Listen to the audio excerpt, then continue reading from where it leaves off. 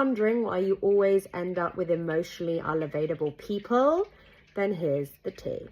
These are the patterns that you might recognize, okay? Pattern number 1 is constantly ignoring the red flags. You know they're there, but some part of you thinks maybe they'll change, maybe they're not that big, maybe it's just a small little issue. When you see the red flags 9 out of 10 times, they don't prove you wrong.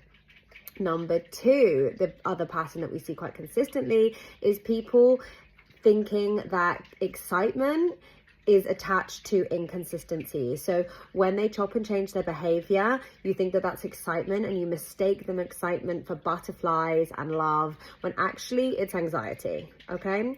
3, you overinvest too early because you think you can change them. You think if you put in the time and the energy, you're going to get it to where you want it to go, even if it's one-sided.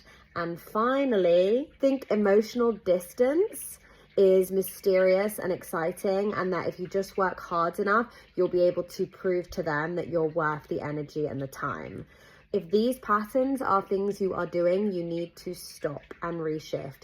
You need to ask yourself, am I truly invested in this person, or am I just hoping that they're invested in me? Decide what you will and won't settle for in a relationship when you're dating, and stick to it regardless of the person, okay? I want you to stick to that rules before you meet somebody, and even if you meet the love of your life, or so you think, if they're not hitting your rules, then you shouldn't be doing it, okay? And finally, you need to start working on your own emotional availability, because when you're generally attracting people who are unavailable, sometimes we have to look within and ask ourselves, are we also turning up in an unavailable way?